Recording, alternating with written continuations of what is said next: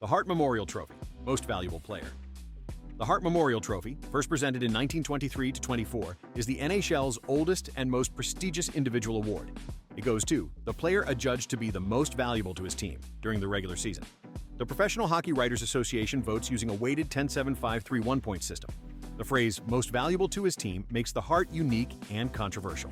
This isn't about who had the best statistics. It's about who was most indispensable to their franchise. The award often favors players who carry teams to unexpected success over those with elite numbers on dominant rosters. In 2018, Taylor Hall won with 93 points, finishing 41 points ahead of his next closest teammate on New Jersey. Meanwhile, Connor McDavid led the league with 108 points, but Edmonton missed the playoffs. The PHWA determined Hall was most valuable because his team would have been nowhere without him. Today's analytical discourse suggests the Hart should measure how much worse a team would be without the player, using metrics like goals above replacement (GAR). The Ted Lindsay Award, Most Outstanding Player. Originally the Lester B. Pearson Award, established 1970 to 1971, renamed in 2010 to honor Union pioneer Ted Lindsay, this trophy recognizes the most outstanding player in the NHL. It is exclusively determined by peer vote among NHLPA members.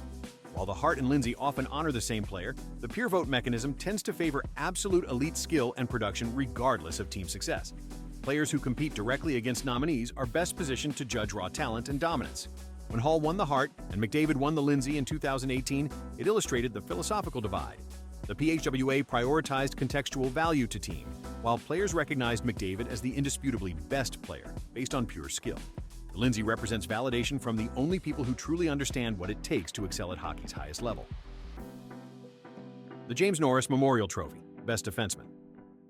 First awarded in 1953 to 1954, the Norris Trophy goes to the defense player who demonstrates throughout the season the greatest all-round ability in the position. The Professional Hockey Writers Association determines the winner. Despite the all-around language, the Norris has historically been dominated by high-scoring defensemen. Analysis reveals tacit voting rules. Candidates must generally play for a playoff team, must be the highest-scoring defenseman on their team, and must rank top 10 in league defenseman scoring. Cale Makar's second Norris win came after leading all blue liners with 21 goals, 69 assists, and 90 points. Advanced metrics like expected goals against per 60 minutes, XGA 60, better measure defensive effectiveness, yet players with superior defensive metrics are consistently overlooked for high-scoring counterparts. The Norris often rewards offensive accumulation rather than subtle defensive contributions. The Vezina Trophy, Best Goaltender. Originally awarded based on team goals against, the Vezina was redesigned in 1981 to 1982 to recognize the goaltender adjudged to be the best at the position based on individual performance. The 32 NHL general managers vote using a 5-3-1 point system. The selection process reflects the expectation that GMs will prioritize sophisticated individual metrics like save percentage, SV%, and goals saved above expected, GSAX, over simple team outcomes. GSAX is the premier metric for isolating individual goaltending skill from team defense. The shift from team-based to individual-based criteria fundamentally changed what the Vezina represents. Now, a goaltender on a weak team can win by posting exceptional individual numbers, despite high goals against totals, reflecting hockey's broader analytical revolution. The William M. Jennings Trophy, Team Defense. Introduced when the Vezina criteria changed, the Jennings preserves recognition for team defensive success. It is awarded to the goaltenders who play a minimum of 25 games for the team, allowing the fewest goals during the regular season. The Jennings measures overall team defensive strength and workload sharing, not individual positional excellence. The 25-game minimum ensures backup goaltenders who benefit from strong team defense can share the honor with their starting counterpart. The Jennings often goes to goaltending tandems on defensively structured teams, making it as much a reflection of coaching philosophy and team defense as goaltending quality. The Frank J. Selke Trophy, Best Defensive Forward. Introduced in 1977 to 78 and named after former GM Frank J. Selke, this award goes to the forward demonstrating the most skill in the defensive component of the game. The Professional Hockey Writers Association determines the winner. The award exhibits a clear bias. 14 of the last 14 winners have been centers, reflecting the position's central role in defensive zone coverage, penalty killing, and face-off battles. PHWA, voters rely heavily on face-off win rate, FOW%, penalty kill usage, and team defensive success. The award struggles to recognize players whose defensive dominance isn't matched by offensive visibility. The PHWA's prioritization of high offensive production combined with defensive accountability limits the Selke field almost exclusively to centers anchoring top lines, overlooking players with analytically superior but less visible defensive impacts. The Art Ross Trophy, Scoring Leader. Presented annually to the player leading the league in total regular season points, goals plus assists. First awarded after the 1947-48 season. If tied, the player with most goals wins. If still tied, the player with fewest games played wins. Wayne Gretzky won 10 times, including 7 consecutive seasons from 1981 to 1987. His 1985 to 1986 season remains the benchmark, 215 points, a record that may never be broken. In the modern era, Connor McDavid has won 5 times in his first 9 seasons. The statistical threshold has fluctuated dramatically.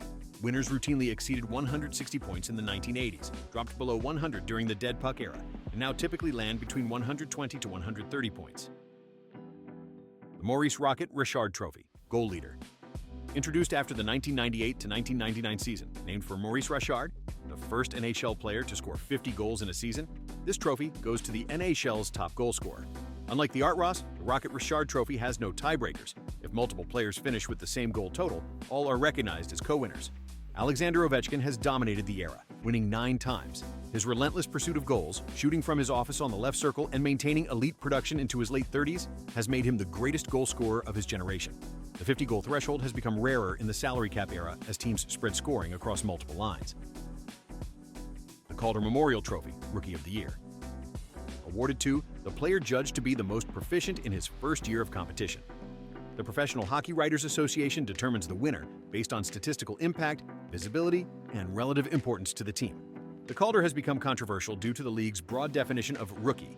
Players can be 25 or 26 and still qualify if they haven't exceeded the games played threshold, creating situations where seasoned European professionals compete against 19-year-olds from junior hockey. Recent winners showcase diverse paths. Kirill Kaprizov won at 23 after KHL stardom, while Connor Bedard won at 18 as a phenom, and Connor McDavid was a finalist at 19 despite injury. The Conn Smythe Trophy, Playoff Most Valuable Player. Awarded annually to the most valuable player of the NHL's Stanley Cup playoffs. The PHWA votes following the conclusion of the final game. The trophy evaluates performance throughout the entire postseason. Remarkably, it's not conditional on winning the Stanley Cup. 5 times the winner played for the losing team. The vote occurs immediately after the final, creating strong recency bias favoring players who starred in the final rounds. Jean-Sébastien Giguère's 2003 win remains the most remarkable losing team performance with a .945 save percentage through 3 rounds. Connor McDavid won in 2024 despite Edmonton losing, with 42 points in 25 games, representing one of the greatest individual playoff performances in history. The Lady Byng Memorial Trophy, Sportsmanship. Dating back to 1925, this award goes to the player adjudged to have exhibited the best type of sportsmanship and gentlemanly conduct combined with a high standard of playing ability. The Professional Hockey Writers Association determines the winner. Voting heavily prioritizes offensive ability paired with extremely low penalty minutes. Only 4 defensemen and 0 goaltenders have ever won. Critics argue the trophy rewards high-skill finesse players who avoid physical engagement, equating sportsmanship with absence of penalties rather than broader ethical conduct. Pavel Datsyuk won 4 times, embodying the modern interpretation with elite skill, defensive responsibility, and minimal penalty minutes. The Bill Masterton Memorial Trophy, Perseverance. Awarded to the player best exemplifying perseverance, sportsmanship, and dedication to hockey. The Professional Hockey Writers Association determines the winner. The trophy honors Bill Masterton, the only player to die from injuries sustained during an NHL game. On January 13, 1968, Masterton struck his head on the ice and never regained consciousness, dying 30 hours later. Bobby Ryan's 2020 win represents the trophy's modern evolution. Ryan entered the NHL/NHLPA Player Assistance Program for alcohol abuse, publicly discussing his struggles. His return demonstrated that perseverance extends beyond physical injuries to include mental health. The Masterton requires voters to evaluate the depth of a player's struggle and the significance of their comeback. The King Clancy Memorial Trophy, Leadership and Humanitarian Contribution. Honors the player best exemplifying leadership on and off the ice and making a noteworthy humanitarian contribution in his community. A joint panel of PHWA, representatives, and NHL Broadcasters Association members determines the winner. The trophy honors King Clancy, a player and referee who embodied hockey's best values throughout his 60-year involvement in the sport. PK Subban won in 2013 after pledging $10 million to Montreal Children's Hospital, the largest philanthropic commitment by a professional athlete in Canadian history. The trophy recognizes diverse forms of community engagement, from children's hospitals to social issues like racism, mental health, and poverty. The Mark Messier NHL Leadership Award. Explicitly designed to recognize leadership qualities, both on and off the ice. The recipient is determined based on input and personal selection of former NHL star Mark Messier, often utilizing input from league and team personnel. Mark Messier's personal involvement makes this award unique. Messier, a 6-time Stanley Cup champion, applies his own standards for exceptional leadership. emphasizing intangibles, the ability to elevate teammates, perform in crucial moments, and set the standard for professionalism. Sidney Crosby has won once, 2010, reflecting his status as the NHL's premier leader. Where Messier was vocal and intimidating, Crosby leads by example. Zdeno Chara won in 2011 after captaining Boston to a Stanley Cup, demonstrating leadership that extended beyond physical intimidation to include learning multiple languages and setting professional standards. The Willie O'Ree Community Hero Award. Named for Willie O'Ree, the NHL's first black player, this award recognizes individuals who positively impact their community, culture, or society through hockey by applying core values of commitment, perseverance, and teamwork. The selection process involves public nominations with separate Canadian and U.S. regional winners. Willie O'Ree broke hockey's color barrier on January 18, 1958, when he played for Boston. O'Ree faced racist taunts, threats, and violence throughout his career, yet persevered with dignity. He played despite being legally blind in one eye, a fact he hid from teams. The award, established in 2018, reflects the NHL's belated recognition of diversity issues. Winners have included youth hockey coaches who run programs in inner-city neighborhoods, addressing hockey's accessibility problem. The award recognizes that hockey's diversity problem extends beyond race to include gender equity, LGBTQ+ inclusion, and accessibility for players with disabilities. The Jack Adams Award, Coach of the Year. Presented to the coach adjudged to have contributed the most to his team's success. The NHL Broadcasters Association determines the winner. The Adams Award has a well-documented tendency to reward coaches whose teams demonstrate the greatest turnaround, exceed preseason expectations, or achieve significant improvement, rather than defaulting to the coach of the league's highest-performing club. The award honors Jack Adams, who coached Detroit for 20 years and won 3 Stanley Cups. The Adams often goes to coaches who maximize limited rosters rather than those who manage super teams. Bruce Boudreau has won once, 2008, despite never winning a Stanley Cup. The award has faced criticism for emphasizing regular season success over playoff performance. The Jim Gregory General Manager of the Year Award. Named for Jim Gregory, this award recognizes the general manager deemed to have performed the best job for his team during the preceding season. The criteria assess the GM's moves regarding trades, signings, drafting, and overall strategic vision.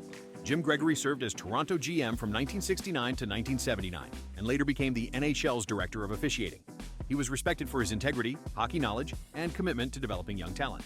A winning GM must balance immediate competitiveness with long-term sustainability, manage the salary cap effectively, identify undervalued talent, and create an organizational culture. Steve Yzerman won in 2015 after building Tampa Bay into a contender through shrewd drafting, selecting Nikita Kucherov in the 2nd round and Ondrej Palat in the 7th. The NHL All-Star Game MVP Award.